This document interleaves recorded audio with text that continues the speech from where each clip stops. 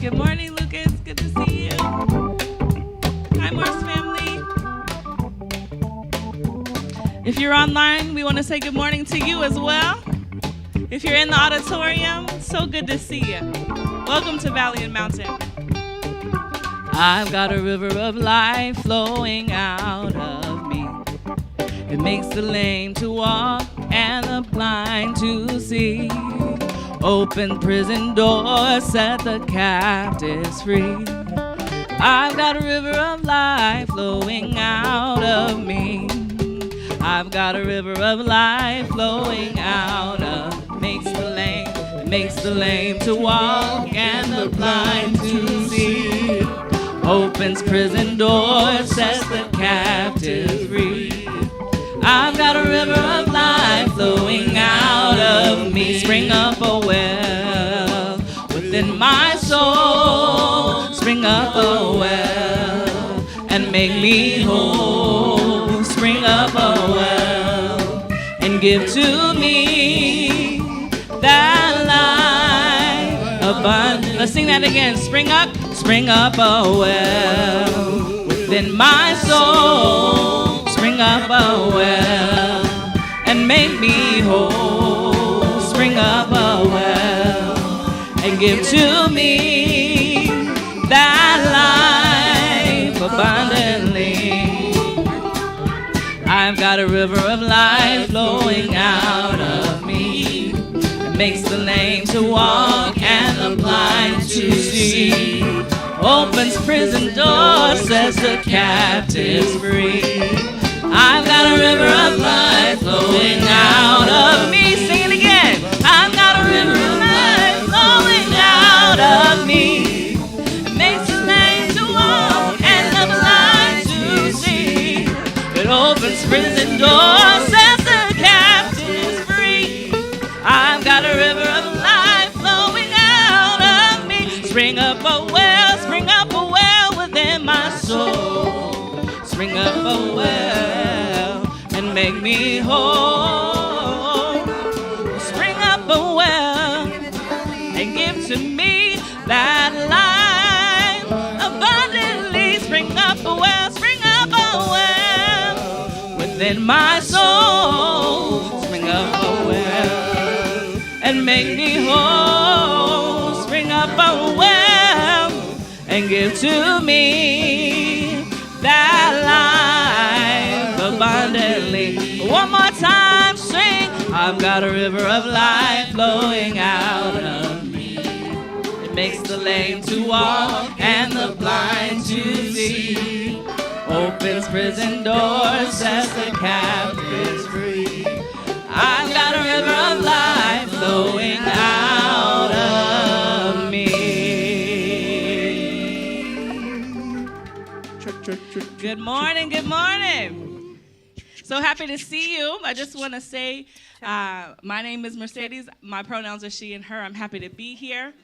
In the way of logistics and radical hospitality, we want to make sure that everyone who has not taken a COVID test and tested negative, we want you to wear a mask so that everyone can be healthy and stay protected from the COVID virus while they're here in the auditorium. If you need an exit or an ADA accessibility, we have exits on either side of the stage, and in the back of the room there are some exits as well. We have gender-neutral bathrooms in the top of the floor and downstairs near the hall, and we are so happy that you're here. I want to invite Megan on up. Thank you so much for being with us. Welcome. Good morning. Can you hear me? I'm Megan Hastings. My pronouns are she and her. My family has been coming to Valiant Mountain for a number of years now. We want to, my goodness, not knock over the podium. I want to welcome everyone in person and online. Remind you that Valiant Mountain practices radical hospitality, like Mercedes said. So we welcome you to come just as you are. There are no expectations, no requirements. You are welcome, whether you are in a mountaintop moment in your life or deep in the valley of challenges. I'm going to light a candle here and invite those of you that are at home and celebrating with us to light a candle as we start this time together. Thank you, Megan. It's funny because I had a few people tune in after we had our celebration and wedding last week, and they were like, "Why do you call it Valiant Mountain?" And I said, well, if you think about it, it's not all candies and rainbows, right? We got some ebbs and we got some flows in life. But staying connected to community and staying connected to spirit helps us and gives us strength for that journey. Is that true for you? So let's sing this song together. I'm sure you know it by now. But if you don't, it says, no matter where you are on life's journey, if you're in the valley or the mountain, or where you're coming from, you might be passing through, just stopping by, or this might be somewhere you come every week. You can always call this place home, no matter where you've been or what you've done. All right, let's sing it. And sing right. No matter where you are on life's journey, da, da, da, da, or where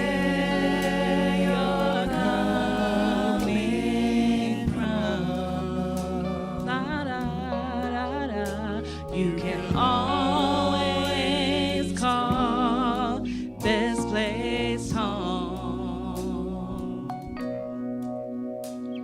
No matter where you've been or what you've done. No matter where you are, no matter where you are on life's journey or where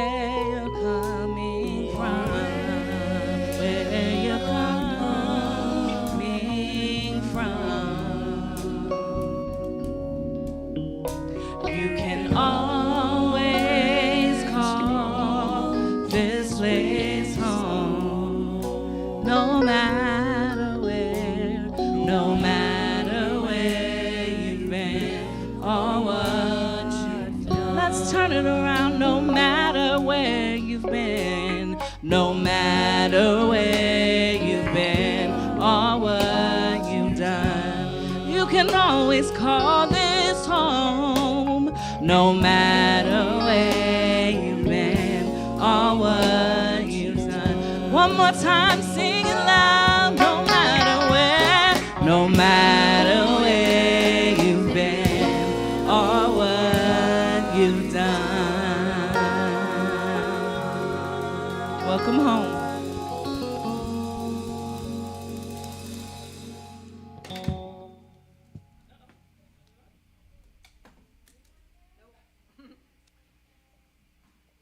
One of yours. Oh, can you hear me now? Good morning, everybody. Good morning, loved ones. It's so good to see each and every one of you today. We're doing some new things. I mean, we've done this before here at Valiant Mountain, but we're kind of bringing it back, and that is giving ourselves some space to ground and to be connected to our bodies and to our hearts and to our minds in this space. And I don't know about you, but sometimes I need a little bit of space and time to let my heart catch up to my body. Yeah. So I want to give all of us a little bit of space to be able to do that, to let our hearts catch up to our bodies. And so if you can with me, you can close your eyes, you can bring your hand to your heart and feel that connection between your hand and your body. Feel your heartbeat And when you're ready, take a nice deep breath in through your nose. Feel it all the way to your belly. Let it ground you and hold you. And then when you're ready, exhaling through an open mouth. Making space for this time to connect, to catch up with where you are and with what you're holding.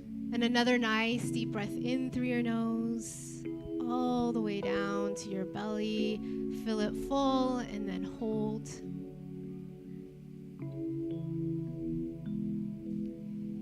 And when you're ready, exhale, release, and let go. And I know this week has probably looked different for each and every one of us. And we may be holding lots of different things in our bodies, in our hearts, and in our minds. And this week, I'm especially aware of what's going on for folks in Maui, God. For those that have been displaced, for those that were evacuated, God. I know that's been on my heart and minds. This week was also the anniversary of Michael Brown's death, and so I've been thinking about Michael Brown Sr. and the family and all those that have loved and love Michael Brown and his family.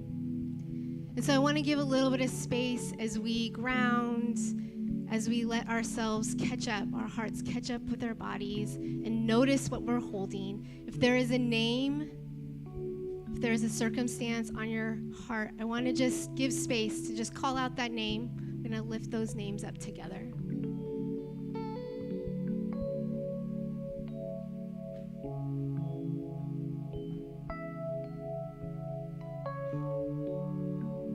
Grace and Matthew.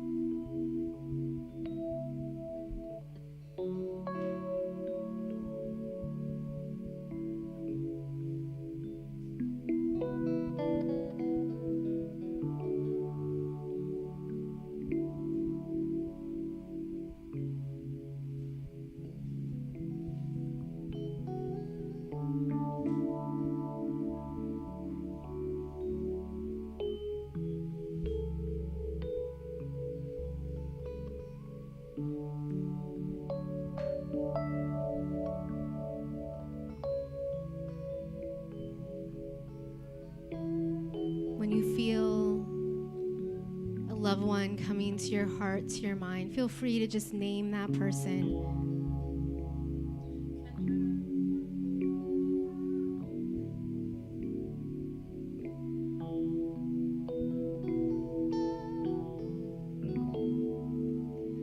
Michael Brown Sr.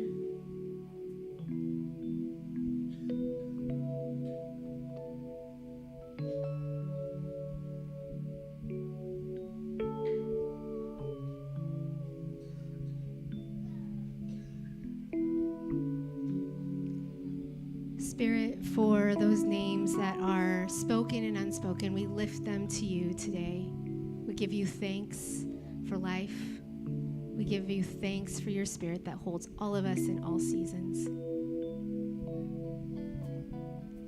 Know that you are loved. Let's sing that together.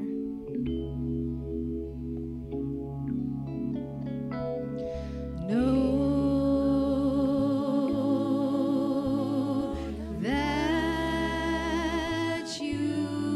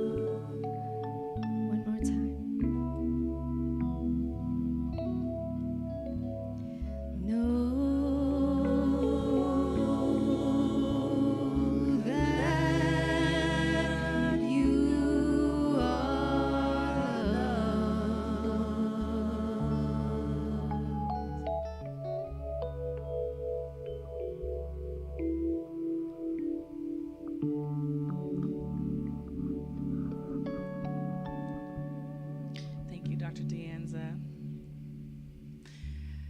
I'm Pastor Mercedes, and my pronouns are she and her. I get the honor of doing gratitudes and griefs.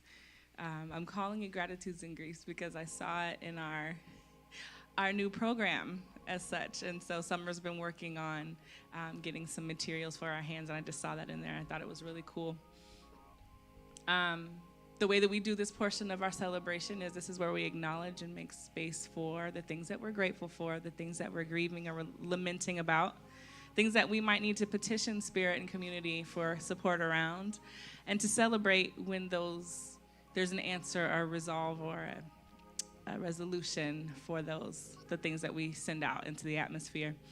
Thank you for mentioning Maui and Michael Brown and the family. I was going to say that, and so I'm glad that synchronicity is there, that it's not just on my heart, but it's amongst the people. Couple of things that I'm grateful for. I'm grateful for our elders. A couple of my OGs, as I call them, pulled me by the ear this week and kind of said, get yourself together. And even though they were just kind of speculating, some of what they said resonated, and I always want to open my valve for wisdom coming my direction, and so I'm grateful for wisdom. Also, as much as I've seen on the internet and laughing and in jest around the Montgomery Riverboat Brawl, all of those families are impacted in some way. I'm grateful for the solidarity, but some of those their lives are destroyed, even if it's by their own hand. I just want to apply compassion and grace. That was not fun to watch, if I'm honest. And so just want to send some love and light that direction. And I want to hear from you.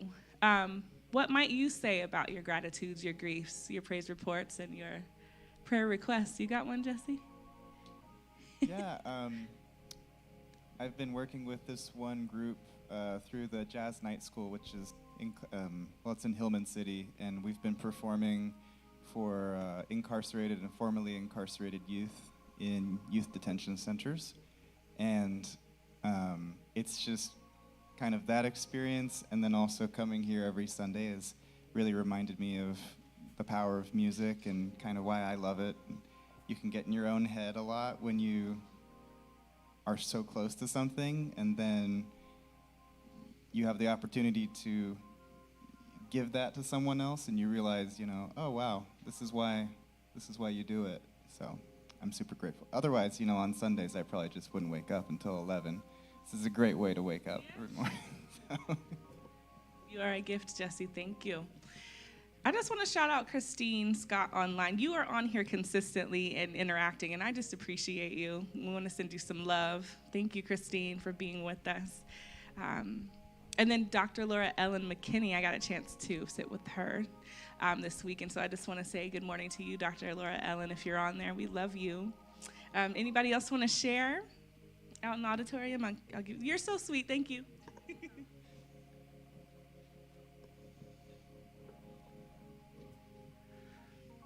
We made it through our week of traveling, barely. Truly, it was a rough week. So we are grateful for the prayers of this community, for the prayers of Minister Mercedes specifically that sustained us this week as we were traveling to take Macy back to school. She had an awesome first 2 days of high school. So we are so grateful for that. She is certainly, we can take comfort that she is right where she is supposed to be, even when that place is all the way across the country. And so I'm super grateful for that. And for this, again, for this community that's just continued to sustain us, and just the ongoing grief of having our daughter across the country half of the time, more than half of the time. So she loves you all, and she had her backpack blessing on her backpack, which is the song that we sing every week, that we have a home here, and she just loves that little reminder. So just know that she carries you in her heart just as much as I know you all carry her in your heart. So thank you.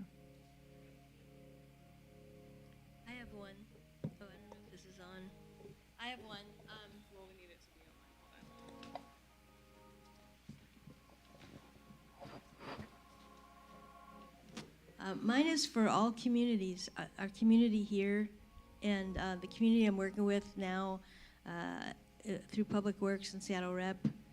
And everyone's working really hard to do their part and do it well. And all the communities around the globe who have pulled together in compassion and love and support to support whatever has happened, whatever tragedy has struck, like what's happening in Maui, and some of the other tragedies that are happening everywhere. So I'm just want to give gratitude for all the communities who come together in love and gratitude and support when there is a tragedy, so that no one is alone in dealing with the worst of whatever it is that hits them. Yes, thank you. I see you online, Juliana. Good to see you. Christine says, prayers of celebration for my son who turned 25. Oh, that reminds me, happy birthday, Bethany. You turned 11. Yay. Wow. If you have a birthday, we want to acknowledge that as well.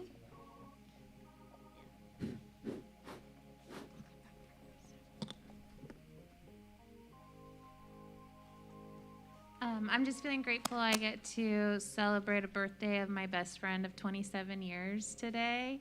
And I've just found that there's not a lot of people that stick with you in the thick and thin for that many years. So I'm really grateful for her, and also holding her in my heart because of a lot that she's going through.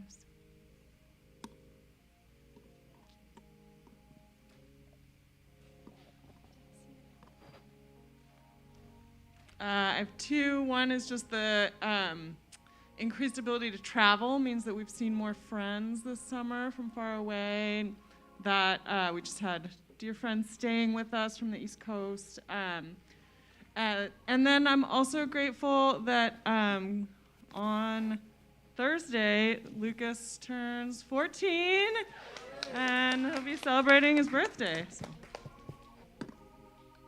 Yay, happy birthday. See you and Joe.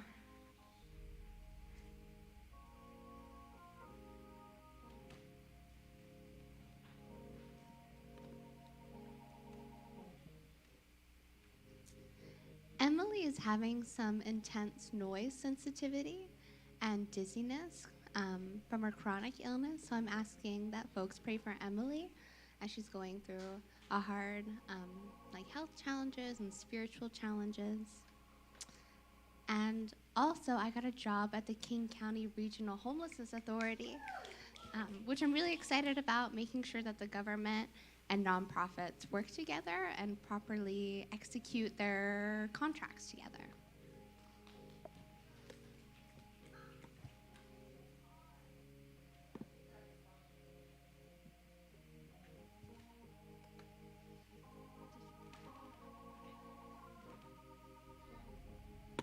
Wanted to share some gratitude for my little brother and my soon-to-be sister-in-law. They're getting married next weekend.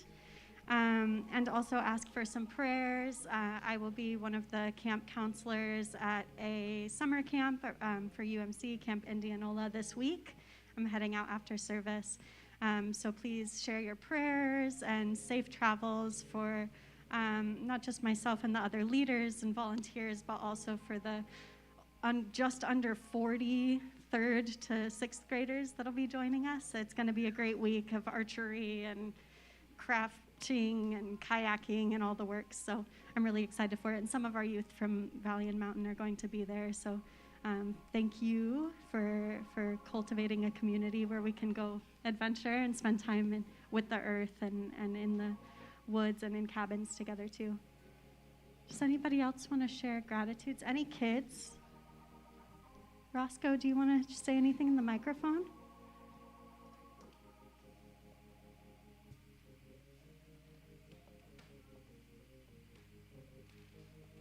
Not today.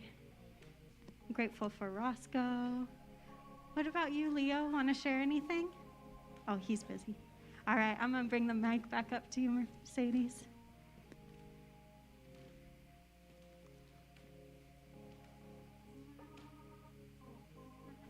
Don't want to miss anybody. Okay, thank you. I truly don't know where you tuck these halos and wings of yours. for all the work that you do for us. Did y'all see last week how much youth engagement we had during our children's reflection? I am completely just blown away every week at the work that you're doing. And I am saying a special prayer for you, 40 of them. Bless your whole heart and all your parts. You're anointed to do it, I'm not, but I send you for it. One more, and then I'll get out your way. A friend of ours, Tian, was sharing with us that one of her clients has a 9-year-old that went and took a nap and did not wake up. And so sending love and light to that family who's experiencing loss, but also I have immense gratitude that my kiddo woke up. Squeeze your kiddos tight, squeeze your family tight. Take an opportunity this week. I didn't say that to make y'all sad. I'm just saying, take an opportunity this week to just let somebody know that you may have not talked to in a long time. Just tell them you love them, that you're thinking about them, and they matter. All right, let's sing. We'll do the quick version. I am grateful for the things that you have done. Yes, I'm grateful for the victories we've won. I could go on and on and on about your works, because I'm grateful, grateful, so grateful just to praise you, Lord. Let's sing it 3 times. Flowing from my heart, flowing from my heart. I hear you. Sing it again. Flowing from my heart, flowing from my heart. One more time.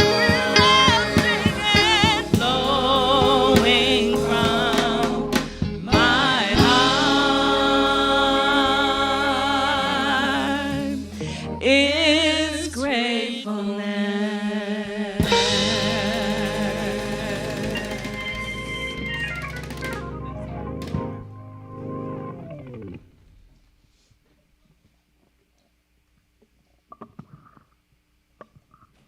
Hello, good morning again. Thank you all for singing. It's so lovely to hear your voices, and I feel like that song in particular is one where a lot of us raise our voices to, and it's nice to hear everyone in the room, or different folks in the room singing. My name is Summer. If we haven't met yet, I am the Youth and Family Programs Director here at Valley and Mountain, and I get to support our kids and doing all sorts of wonderful things. Here is one of our youth now. Do you want to say anything? Do you want to introduce yourself? That's okay. You don't have to. Good to see you. Hey, Roscoe. Good morning. If any other youth want to come up to the front, you are welcome. If you'd like to, we're going to read a poem together from God Got a Dog. Do you remember that book, Leo? No? You might recognize the cover of it. Let me grab it. It's right over here. Make sure I don't tip anything over. Also, if y'all, I don't know if you can see it from the camera for our digital crew. Also, hi, nice to see y'all. But we hung up some of the youth's coloring. We have more artwork that is not yet hung, and I'm going to try to hang it up around the space in the next few weeks, just to share some of the amazing artistry that some of the youth have shared.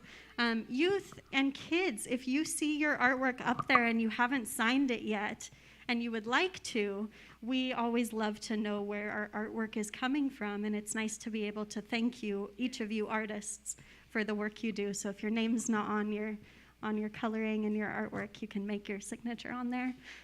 You can also take it home if you see yours hanging up and you want it to come home. It's just clipped. Youth at home, you can mail them to me, or I can come pick them up, or I can come color with you. Just let us know how we can support you, and we'll hang yours up too. Sorry, I got distracted, y'all, while I was grabbing the book. Do you want to look at it? Is it interesting at all? Yeah. It's got some gold lettering on it for those who can't see. This is a book by Cynthia Rylant and Marla Frazee. I'm tall enough that I'm gonna get onto the stage, but I won't jump down, just so that we all stay safe. Okay, there we go. God Got a Dog, Cynthia Rylant and Marla Frazee.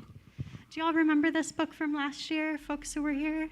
I think we were also reading it in August of last year, and we're gonna return to it in these upcoming weeks. And there are several poems in God Got a Dog that are about what God might feel like if God became human. And in Christianity, which is one of the religions in the world that many people in this room might identify with, there are stories about the Christian God coming into a human body, becoming a human. And he chose a person named Mary, and he said, "Mary, will you have a baby, and that baby be a part of God?" And Mary said yes, she agreed. And then God came and was embodied as a person, and that's one of our stories, one of the stories that is kind of foundation in this tradition. And this book is about those kinds of stories. But in this book, God isn't just one person named Jesus. This book imagines that God could be all kinds of people, maybe a part of each and every one of us, maybe a source like magic or spirit or something very, very special that's just inside of us because we are us and we are a part of that love. And so this book is about that experience. And I'm going to read you the introduction from Cynthia Rylant here. She says, "It's hard to be God because you have to, well, be God. But you also get to be God, which means you have quite the perspective on things, a perspective that nobody else has. Nobody else has the same perspective as Summer. Nobody else has the same perspective as Rafi or Leo or Roscoe or Ida or Lucas or Bethany. We are all very, very different. And so we all have our own perspectives. And so there you are, you're on Earth, just like each of us are, and maybe you're looking up at the sky thinking, I wonder what it would be like. Are you raising your hand? No, just a stretch. I want to stretch too, because Roscoe just had such a good idea to have a stretch. Is it okay if I stretch too? Y'all got a cool book over there. I'm so glad you're comfortable. This is great. Okay, I am going to do a quick stretch before I read this poem because I think that's such a good thing to remember. Thank you, everybody who's stretching with me. Folks at home, you're welcome to stretch. If you're not able to stretch, maybe you can breathe into your body or feel a part of your body or stretch out your chest. Maybe lean a little bit into your chair, find a comfy way to hear this story about a time that God did just that, became a human. So this is a time that God went skating. Ooh, I know some people in our community who aren't here today who do roller derby. Y'all might be listening in at home if Ame and Celeste and Margot are here. They get to do roller derby, and this is God going skating. It says, and before I read it, for those of you who can't see, there are adult shadows in the background, drawings of people, and they're skating. And there's one person skating right up front. And they look like a young boy, maybe 9 or 10 years old.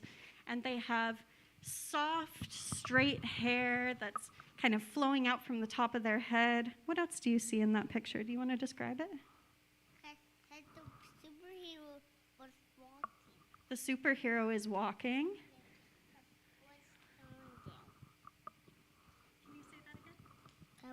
It was going.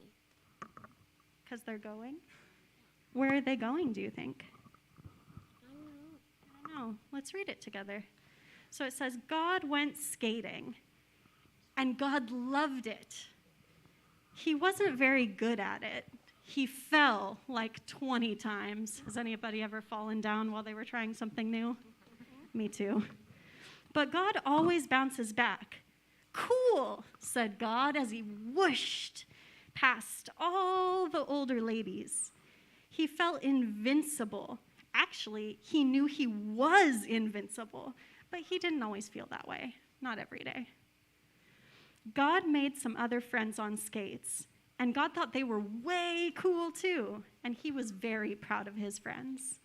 Proud that they flew their spirits down the alleys and the boardwalks and the streets just like angels, because they were angels, you know, and they hadn't forgotten. What do you think of that poem? Good. Good? What do you think? Good. We got some thumbs up and some goods. What did y'all think of that poem about God going skating? Kind of cool, huh? Well, thank you. Thank you for being here, embodying that love and radical hospitality and God within each of you. I'm so excited. Next, we get to go outside together and do some chalk drawings on the sidewalk if we want to.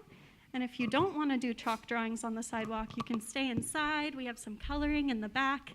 Your parents are here, and they'll be here to help support you. I'm here if you want help with going outside. We're going to meet in the back of the room to go color. And for the rest of you who are staying and listening to the reflection, I'm so grateful that you're here today. I'll catch the recording. I hope that you have a wonderful time. And for all the kids online, the children, I hope that you know that you're the only you in this entire universe, each of you. And you are worthy, and you are deserving of rest and respect and love.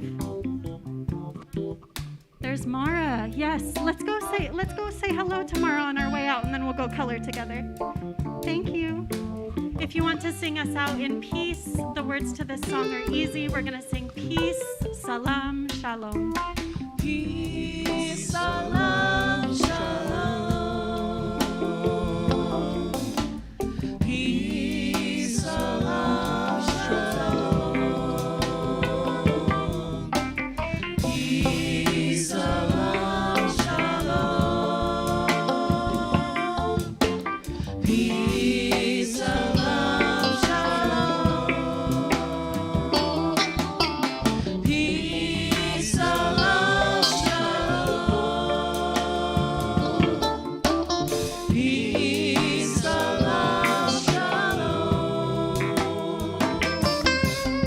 Peace, salam, shalom. Peace, salam,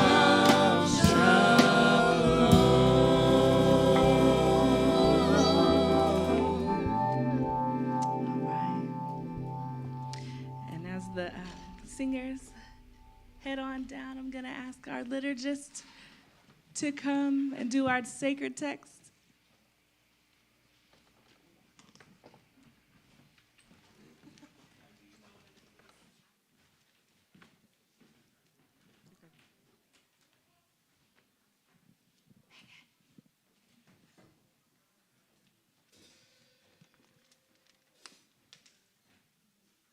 Megan, I need the sacred text.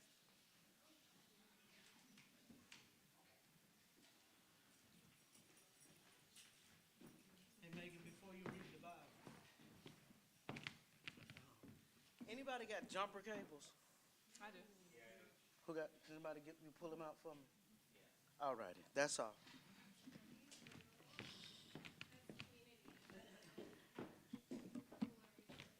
My apologies. Being liturgist and having tiny people can be a challenge because they make the decisions. And I'm gonna grab.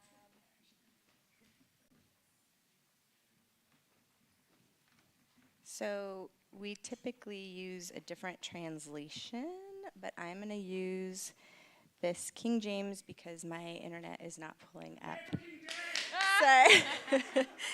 So the verses are Matthew 5:33 through 37.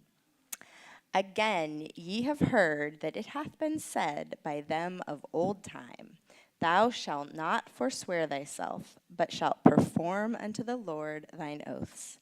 But I say unto you, swear not at all, neither by heaven, for it is God's throne, nor by the earth, for it is his footstool, neither by Jerusalem, for it is the city of the great King. Neither shalt thou swear by thy head, because thou canst not make one hair white or black. But let your communication be yea, yea, yea, yea, nay, nay, for whatsoever is more than these cometh of evil. The word of God. Thank you, Megan. Thank you so much for that reading, Megan. I'm just kind of overflowing with lots of just bubbling up of love for this community as I was just kind of making my way around the space and listening to your sharing during gratitudes. You know, it's such a reminder of what a gift it is to be in community with each and every one of you. And earlier today, when we were kind of preparing for service and doing some grounding, we talked a little bit about how encouraging it is to hear what is going on in each other's lives and to know what is going on in each other's lives and to figure out together how we can hold what each one of us is going through. And that is a gift to be in a beloved community like that. So I'm feeling all kinds of feelings coming up. I feel like a little heart emoji that's like swelling with a lot of gratitude for each and every single one of you. We are in this new series in August on deconstructing faith. We've entitled it Finding Home by Taking Things Apart, a series on deconstructing faith. And last week, we got to hear a little bit from Rev as he preached from the prodigal son and giving us some context around that story and how to understand what it might mean to deconstruct faith, to reconstruct faith, to reclaim, what that looks like through that story that he shared with us. And we're just continuing on in this series, and we have a number of different speakers that are going to come and share with us. And partly why we decided to have this series is because I know for me, deconstructing faith, reconstructing faith, reclaiming my faith has been very much a part of my process in my spirituality. And there's still a lot of unknowns that I have in that process. And I think one of the beauties of being in a place like Valiant Mountain is that we get to do that together. We get to figure that out together. And I think the more that we've talked to folks in our community, we come to recognize that other people are also very much wrestling with their faith and doing some kind of process of deconstructing, reconstructing, and reclaiming and trying to figure this out and find their way back home. And so we're really excited to continue that conversation and to figure out what that means for us as a community throughout the year. So I'm really excited about today because we have our very own, our beloved Ashlee Thomas, who will come and speak with us. Ashlee and her fiance, Catherine, who are getting married on September 15th. We're very excited about that as well. And Rev and Chitra will be officiating their wedding, so we're excited to celebrate with them. But Catherine and Ashlee have been coming out to Valiant Mountain for about a year. But around the time that I started coming on staff is around the time that y'all were starting to come out too. And so they've been a part of Valiant Mountain. And I love Ashlee so much, and I love Catherine so much.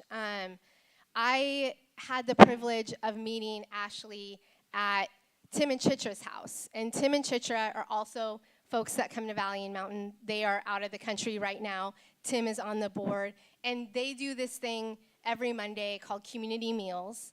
And one of the beauties about knowing really dope people who are really loving, really compassionate, doing amazing work in the world is that they introduce you to really dope people who are really loving and really compassionate and doing amazing things in the world. And Ashlee was one of those people that I remember our first conversation in their kitchen as I'm trying to get ice out of their ice machine at the refrigerator. And we came to learn that we had some overlapping parts of our journey, and we had both been at the same church. I had left the church, and I think you came on a little bit after I had already gone, and we started talking a little bit about our lives, and it was a really, really significant time in my life to cross paths with you because my journey of deconstruction has been very much a healing process. And something about the healing process is the people that come along on that journey at really important points in time. And Ashlee Thomas is one of those people. And I'm really grateful they were part of our wedding celebration and our reception last weekend. And they were the bomb. They did so many things behind the scenes that I didn't know was going on, and made it such that I could just show up and celebrate and be at peace with all of the details. And so I'm really grateful for that. I just want to read their bio as I do each time when we're having a speaker come up. I read the bio that we have in our newsletter as well, which I just lost right as I was saying that. But why don't you come up, Ashlee, and can we give a warm welcome to Ashlee as she comes up to the stage?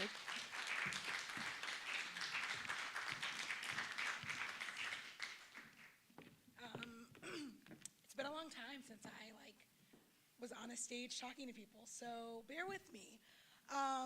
So I am a rule follower. I'm the girl in class who's like, hey, the homework's due today, right? I hate me too, but I'm like a true and hard rule follower. If there are rules, I'm living in those rules, I'm thriving in those rules. And so for me, I grew up in not a Christian home. As me and my sister have looked back on our time with our mom, we can see the ways in which she grew up in a Christian home and how that definitely informed our childhood, but I would have never called it religious, because by the time my mom had us, she was not a part of any church. And so I did not grow up in a Christian home, but my sister and I often talk about how the town we grew up in was very Christian and it was very Mormon, and I was going to become one of those things because I like rules and I thrive in rules. And to me, becoming a Christian at 18, I also joke that I was deconstructing the day that I became Christian, because I also want to know why the rules exist. So I'm going to follow them, but you have to tell me why they exist. And this verse has always resonated with me. I think partly because I was such a rule follower. I'm like, yeah, you say who you are, you say you're going to do something, you do it. And so for me, I'm like, if I say I'm going to be at church at 7:30 a.m. every Sunday until the day I die, that is who I am as a person, and I'm going to thrive in that. I'm not going to say I'm going to do something and then I'm not going to show up. And then as someone who has really deconstructed my faith, I've found that I'm like, oh, Christians are hypocrites, and we just be saying stuff. And we be like, this is what God is telling us to do. And I would say it's not, but, and so having this verse now on the other side of where I am at in my faith journey, being like, yeah, keeping promises, doing things the way that we say we're going to do them is important, but it's just as important to be who we say we are. And for me, kind of being in faith, because I didn't grow up Christian, I feel like my mom really led with love. And so, my mom, like any 90s mom, did some shit, but I would say for the most part was like, oh, this person needs food. My mom, even though we were dirt poor, was putting extra sandwiches in our lunch so that we could share with kids at school. And my mom, she may have had prejudice, but the second that someone came into our house, that didn't exist, and my mom was caring for people. And so my mom passed away in December, and a lot of people were like, man, did you know that your mom did this thing that transformed my life? And me and my sister were like, what? Just threatened to fight people's fathers who were doing things to them that our mom never told us about. And so even becoming Christian, and I got saved in a very conservative, very prosperity gospel church, I always was like, but why are we voting that gay people shouldn't be able to do this thing? Or why are we my friend got pregnant and none of us were allowed to talk to her. And I'm like, why is that the thing that we're doing? And so but I'm a rule follower. So I'm like following the rules. I'm like being a terrible human being because of these rules that exist. But I'm also like, why is this, if like we're saying God is love and like Jesus loves everyone, why are we not loving people who break the rules? Or why do the rules exist in the way the rules exist? And so for me, deconstructing really was about like, what are the rules? Why do the rules exist? And it was landing on there are no rules except for loving people. And like, actually, this faith that I have should be leading me to being the best person that I possibly can be. And that means loving my neighbor. And so how can I live in those rules? Because I'm going to be a rule follower. It is who I am. And how is that like leading me to thrive? And so for me, because I don't have religious trauma the ways that people who grew up in the church do, when I do decide that a rule doesn't exist or a rule is changed, it just is. And so I am marrying a woman, obviously, right there. So for me, kind of coming to terms with being queer, it literally was, I went to the farmer's market. The lady at the farmer's market was attractive, and I was like, maybe I'm attracted to girls. And I just changed my online profile and started dating girls. And it was like it wasn't a big deal. All my friends were like, cool. And so like deconstructing has been hard in the sense of why do rules exist? And I think grappling with me that because I'm a rule follower, like I did shitty things to people. There's such a period of my life where, because my family is not religious, I did not love them the way that I should have loved them. And I judged them, and I talked crazy to them, and I showed up in ways that I'm not proud of because rules exist. But deconstructing for me has been, how do I let go of rules, and how do I like release the shame of who I was when I thought that these rules did exist? And so Reverend Saker was sharing about the prodigal son last weekend, and it's my least favorite story in the Bible because I'm the brother, fully the brother. I never was going to be someone that like went crazy and sold all my things and like was eating pig slop. Never was going to be that. Like maybe was going to struggle with some anxiety and depression, but I never was going to like go off the deep end. That is not in me. I'm like, you don't, that's not what you do. You like follow the rules and you show up and you like do these things that you're supposed to do. And so I hate that because the idea of like people coming back doesn't totally make sense to me. And so I think for me, I'm also, the prodigal son is like this leaving and coming back. And for me, my deconstruction hasn't been leaving and coming back. Like in my deconstruction process, it's been questioning and like not really liking Christians and not really liking the church, but it never really impacted my ability to like relate to my God and relate to my relationship to faith.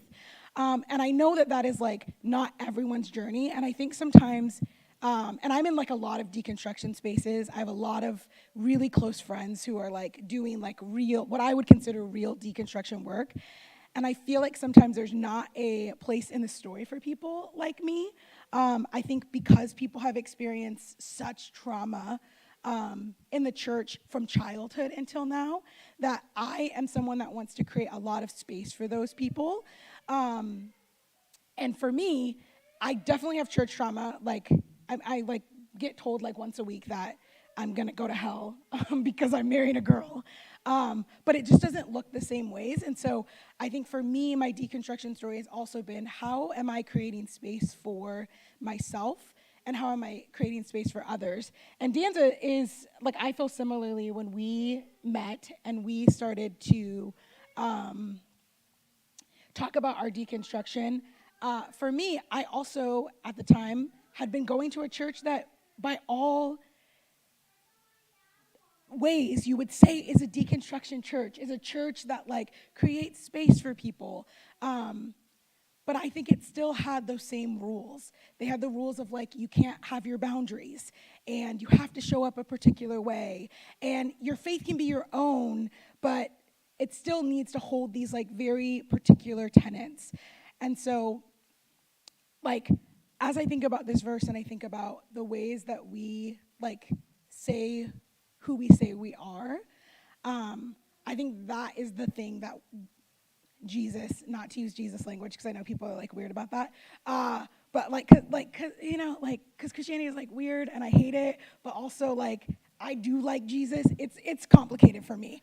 I feel very complicated feelings when I'm telling people like what my faith is. I'm like, I don't really identify Christians as a Christian, but I like really like Jesus, and that informs a lot of the ways that I like live life, and I'm like proud of that, but I'm not proud of the ways that we use this kind of oath language to say Jesus is someone that like causes us to vote in ways that harm people. And so for me, like my deconstruction has really been, how do I live out my faith and my relationship with Jesus in a way that is saying it is who I am. And so if Jesus is saying like he is love and God is love, and like I have this set of morals that makes me show up for people in a particular way. Sorry, also I have a really raspy voice in the morning, and so it's raspy right now. But how do I like show up like in this way that I say that I am?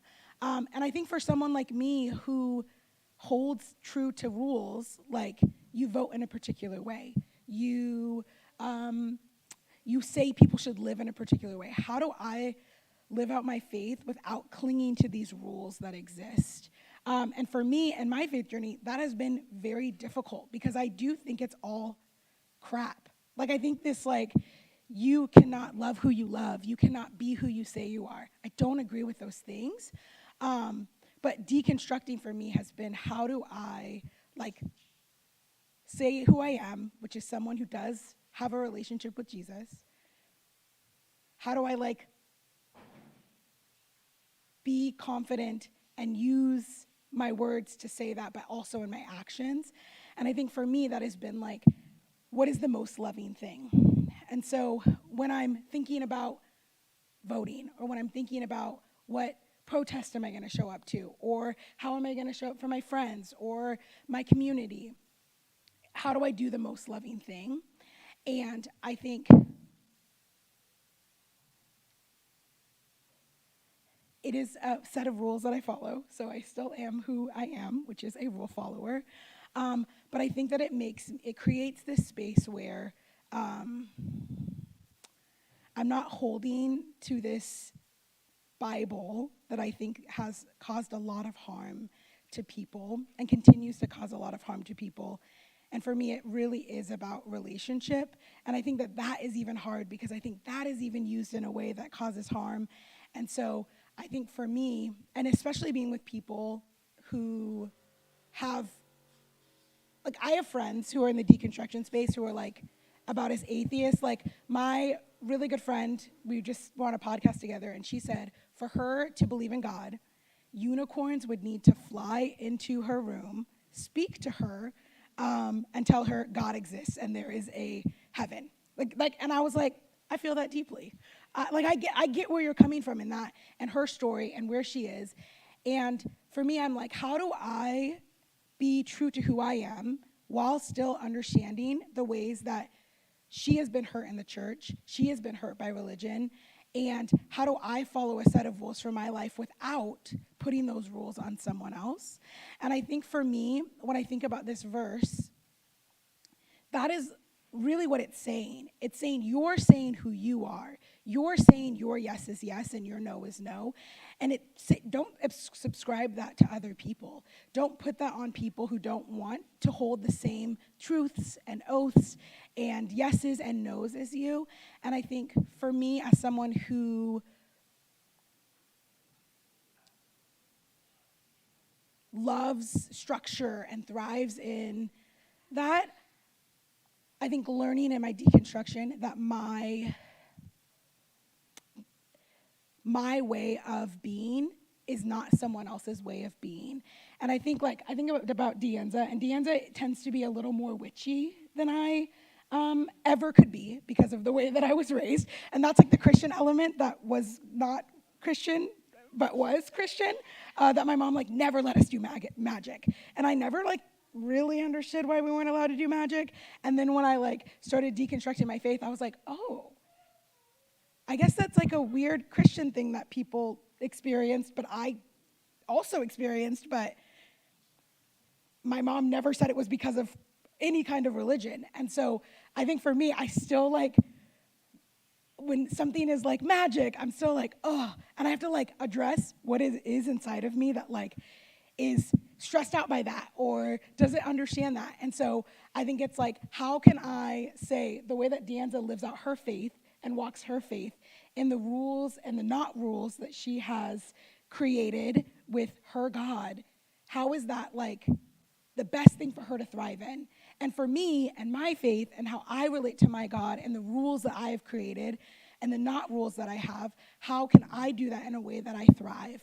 And I think that when I read this verse as a 18-year-old, as a 22-year-old, I really read it as, we have this set of rules, and we have to follow these rules in this very particular way, and we have to say yes to all the things that we're asked in the church, and we have to do them. And to me, the no didn't even really exist because churches don't have boundaries. And so how do I say yes to these many things, to this showing up, to this killing myself and who I am for this church? And I say yes. And reading it as someone who is 34, to me it is now, how can I live out who I am and my faith in a way that is not rooted in hypocrisy, in a way that is not rooted in telling other people that they must hold to the same yeses that I hold to and the same no's that I hold to. And I think for me in my deconstruction journey, getting to the point where I saw the beauty in how other people, I think that the church spaces that I was in, we all were the same. We all were saying yes to everything, not being who we were. When people did leave, it was always in this like very dramatic, like life-altering, horrible way, which like I did not leave the church like that. I just like COVID happened and I was like, maybe I don't want to go to church. And looking back and saying, maybe it wasn't as dramatic as I thought it was dramatic, but I was being told that it was dramatic. And I think being able to be 34 now and be able to live out faith journey with people who I love, who teach me daily, that it doesn't need to look this particular way, I think that is like what Christianity in its like truest essence is supposed to be. I recognize that it's not, and so people don't want to even subscribe to that language, right? But I think like being in a community of faith, or not faith, but just who everyone is, I think those are the things that have really taught me how to like follow and love Jesus in a way that I think is the most authentic, beautiful way. I think my friends that like have no faith, except for faith and like love and people and humans, and like those people I think teach me more about what it means for me to love Jesus than anyone has ever, not a pastor, not a bishop. I learn more from those people who have laid down their idols, if you will, of being legalistic and not walking in kindness. I've learned more from them than I think I ever would have been able to had I stayed in any church that I was a part of. And so I think my hope for people, I think my hope for people here in this space, wherever you are at in your deconstruction journey, whether you haven't deconstructed, whether you've deconstructed and you've reconstructed, or whether you're just forever in the deconstruction space, which I feel that is my place.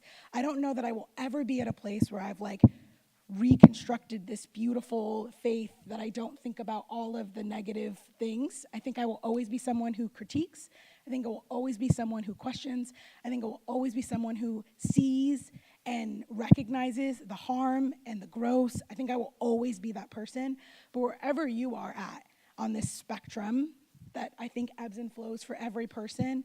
I hope that you are finding ways to strengthen whatever faith that you may have, whether that is a faith in Jesus, whether that is a faith in human beings and loved ones, whether that is faith in nature.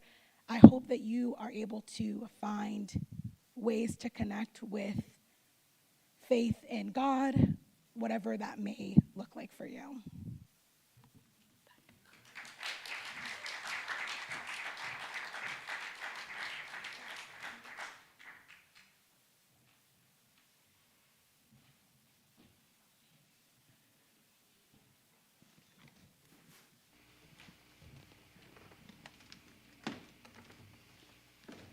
I really enjoyed your reflection, Ashlee. I remember meeting you at Tim and Chitra's house and noting how articulate you were and how poised and charismatic you were in sharing your thoughts. But I think we always need the presence of a critic, someone who's always looking at the process. It keeps us honest, right? It keeps us thinking about the right things. So thank you so much for sharing that. We're going to sing a song that we've already sang today, but we're going to sing the whole phrase because I think it's a good way to cap off what we're digesting today. It's know that you are loved, and the second part of the phrase is even in those times when you don't love yourself. Sometimes we don't know how. Sometimes we're processing through a new emotion or a new way to think. And so we have to love those places as we deconstruct.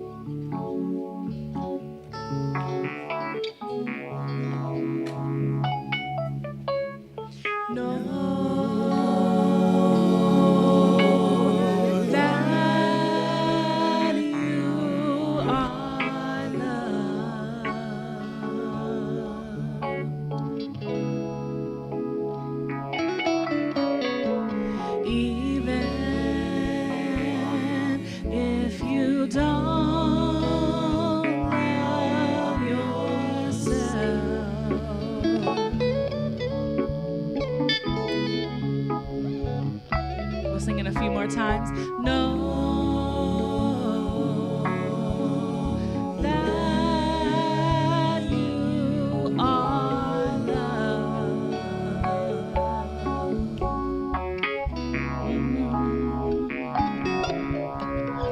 Even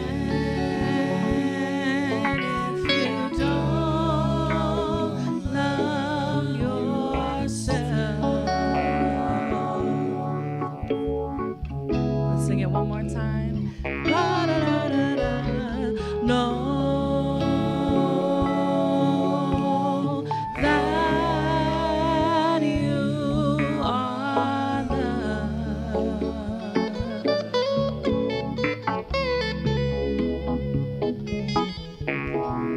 Even if you don't love yourself.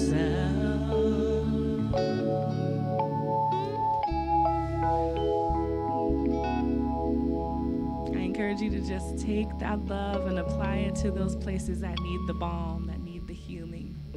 We're going to welcome our children back with This Little Light of Mine. I hope you'll sing with us. Oh, this little light of mine, I'm gonna let it shine. This little light of mine, I'm gonna let it shine. This little light of mine, I'm gonna let it shine. Let it shine, let it shine, let it shine. Oh, everywhere I go, I'm gonna let it shine. Everywhere I go, I'm gonna let it shine. Play, Camila. Everywhere I go, I'm gonna let it shine. Let it shine, let it shine, let it shine. Let's sing Hide It Under. hiding under a bushel, no, I'm gonna let it shine. Oh, hiding under a bushel, no, I'm gonna let it shine. Hiding under a bushel, no, I'm gonna let it shine. Let it shine, let it shine, let it shine. This little light of mine, oh, I'm gonna let it shine. This little light of mine, I'm gonna let it shine. This little light of mine, I'm gonna let it shine. Let it shine, let it shine, let it shine. Let it shine, let it shine, let it shine. One more. Let it shine, let it shine, let it shine.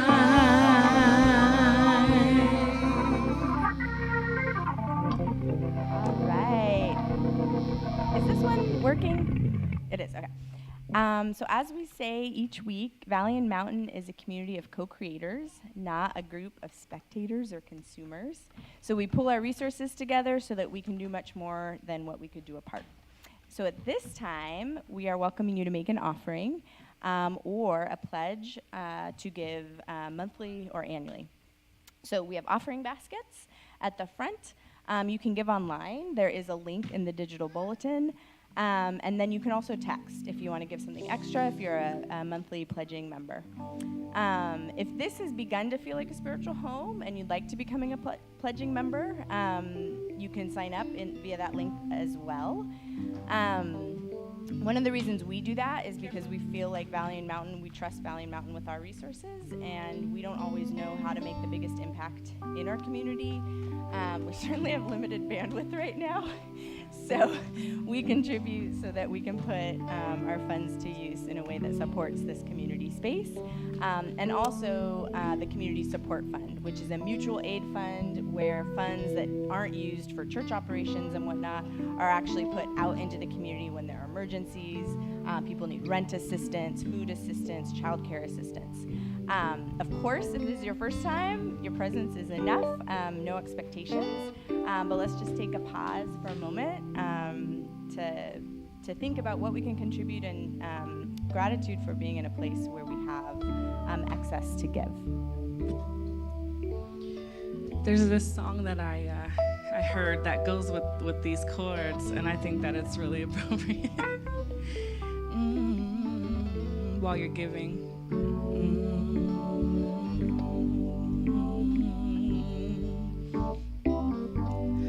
All my life you have been faithful. All my life you have been good. With every breath that I am able, I will sing of the goodness of God.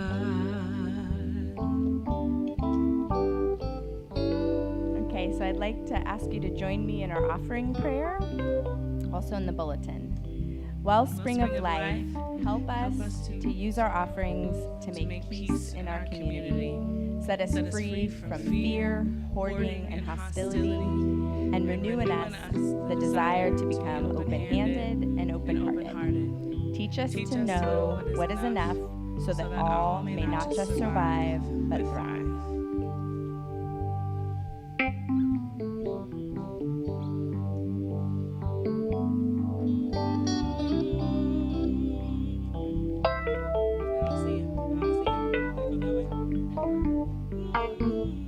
Thank you so much, Ashlee, for your reflection. It brought up a lot of childhood memories for me. Thank you. I grew up in a time where I could not explore witchcraft, and She-Ra and He-Man I was not allowed to watch. But all that to say is that it has been a journey to figure out how to get back to my roots, and and how to honor all those different parts. So I thank you for sharing today with us. We have come to that time in our celebration we do each week. It's part of our tradition to gather around this communion table. And it's an open table. We welcome all at this table. Whatever your faith may be, whatever your belief may be, as long as you believe in community, gather around this table in remembrance of this unconditional love that holds us and sustains us. And so in a few moments, we're going to have lines on either side of the stage. We offer non-alcoholic grape juice and gluten-free crackers. We invite you to come forward and to partake in the elements. If you'd rather not participate in the elements, but you would like prayer or a blessing, feel free to let us know. The pastors will be up here, and we'd love to pray with you. And if you'd like to be served at your seat, just raise your hand during the service, and we can make sure that someone comes to your seat and serves you there. Before we administer communion, we have a story to tell. Ashlee, do you want to come and...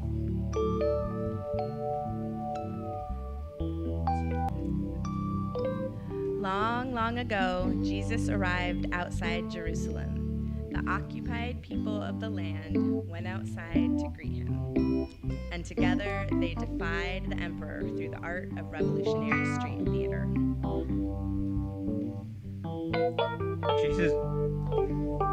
Jesus went to the temple and turned the tables and welcomed in the people who were sick and disabled, who had been excluded from entering. They came to the center, their voices were heard, and it was a holy place. The night before he was executed as an enemy of the state, Jesus gathered his friends to sing, pray, and share a meal that would build their courage for the journey ahead. He broke bread, poured the cup, and said, "Do this in remembrance of me." As we do each week, let's stretch out our arms, our hands, and bless this communion feast together and praying this prayer. Gracious God, pour out your Holy Spirit into us and these gifts, that through this cup and bread we may know we are beloved without condition. Transform us.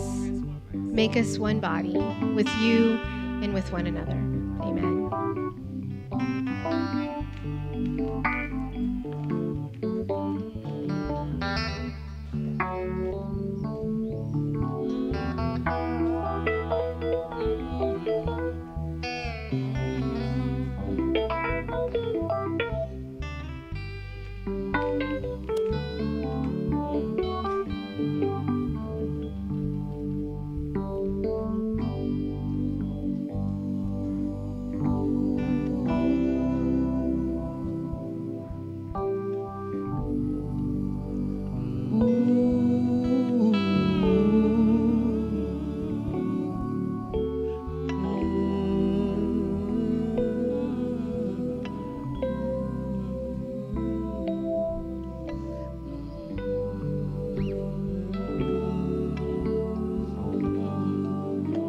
Come where the table is spread and all are welcome. Come.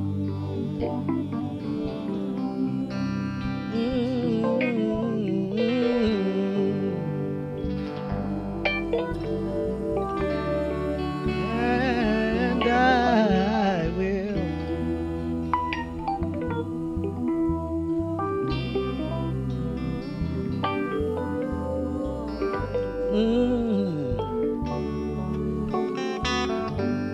Come on, come on.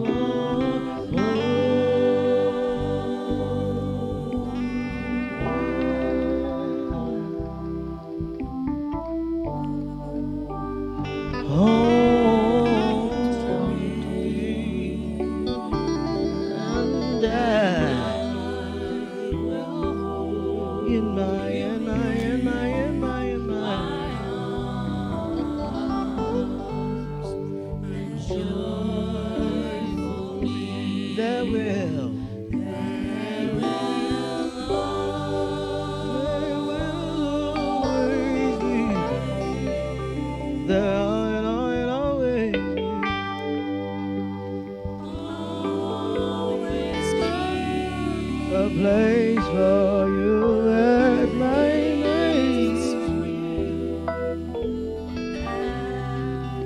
My table, return to me. Come on, come on home, come on home.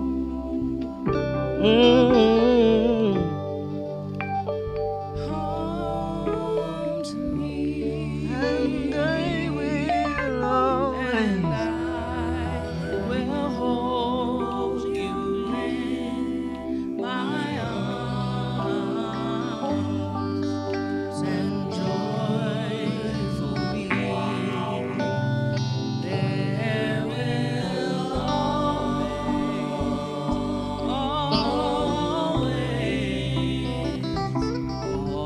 always be, always be a place for you, at my table.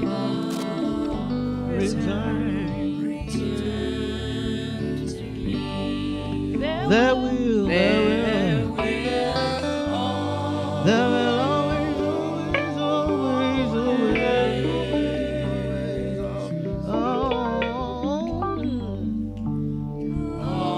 always be a place for you at night, place for you at my table. Return to me. Can we say it one more time with no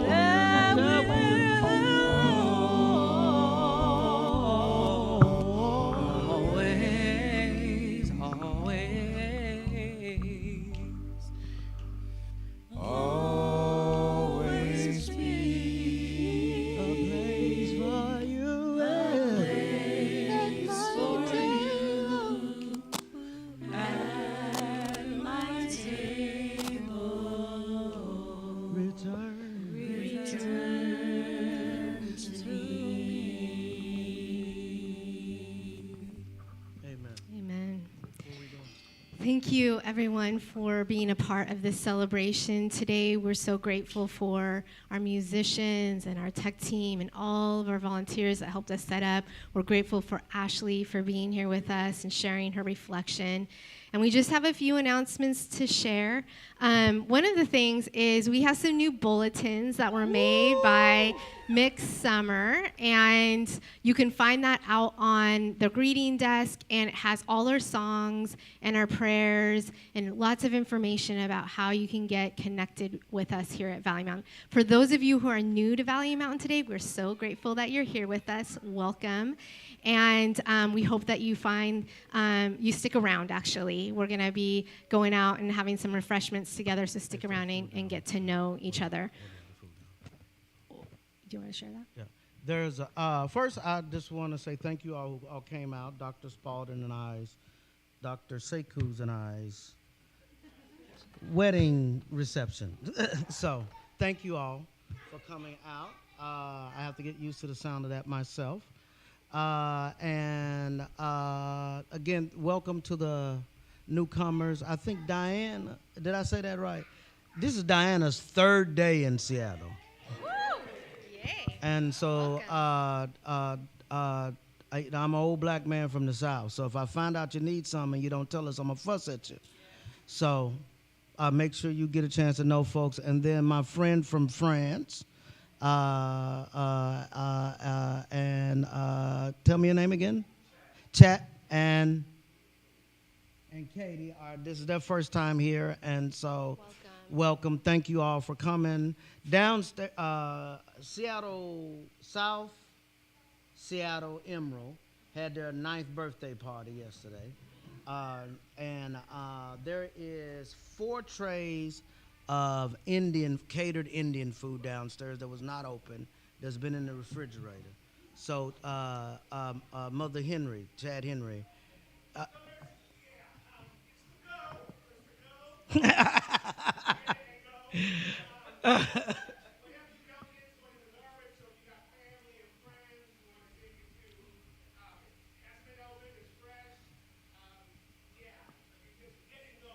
Yeah.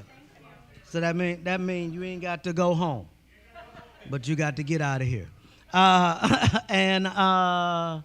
So and I should stop talking.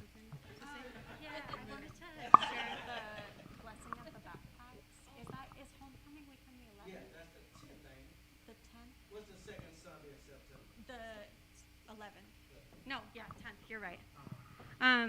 Yeah, so y'all, the 10th of September is going to be homecoming celebration. We're welcoming all of y'all to be here. I wanted to invite y'all, especially the kids and youth, and any adults who are going to school this year. We're going to be doing a blessing of the backpacks, and if you're digital, we can do a blessing of the devices. You heard from Josh and Beth that Macy had her backpack tag with her when she went, and because she wasn't going to be here for next week, we did offer her a blessing and say goodbye and give her a small, or at the same school, or recently graduated and are transitioning in some way. It's a great way to mark the year and celebrate together. So we will gather here with our backpacks on the 10th of September, and as a congregation, we'll offer a blessing to the youth who are going to school. And we'll give them backpack tags that have our welcome home song lyrics, our prayer on the back. And if any youth weren't able to make it to the back to school backpack and supply giveaway that Pastor Mercedes and Bethany were at this past week, we'll make sure that more opportunities for receiving school supplies from the community are in the newsletter. You're also always welcome to reach out to us if you need any kind of supplies, be that diapers, school supplies, etc., and we'll help you find a way to get connected or get them for you. I think that's it. Yeah. And then we are going to be continuing this deconstruction series, and on August 27th, my beloved mentor, Dr. Tina Sellers, who is a sex therapist, author, and scholar. She wrote the book Sex, God, and the Conservative Church: How to Dismantle Shame from Purity Culture, will be here to speak. And that is on August 27th, so I want to make sure that you all know about that as well. We do need some help with some cleanup. If I can get 4 or 5 hands to help us with cleanup. 1, 2, 3, 4, 5. Perfect. Thank you so much. And Rev will close us with a benediction. You're going to make me work. I said, you preach, why don't you do it? You do it. Rock, paper, scissors.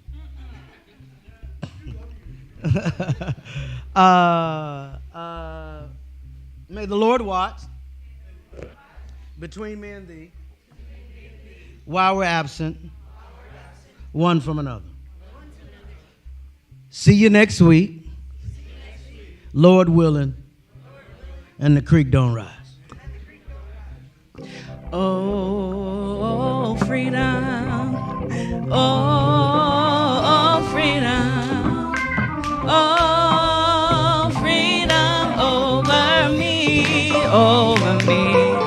And before I be a slave, I be buried in my grave and go home to my Lord and be free. No more heartache, no more heartache, no more heartache, no more heartache after a while. And before I be a slave, I be buried in my grave and go home to my Lord and be free. One more time. Oh, freedom. Oh, freedom. Oh, freedom. Oh, freedom. Oh,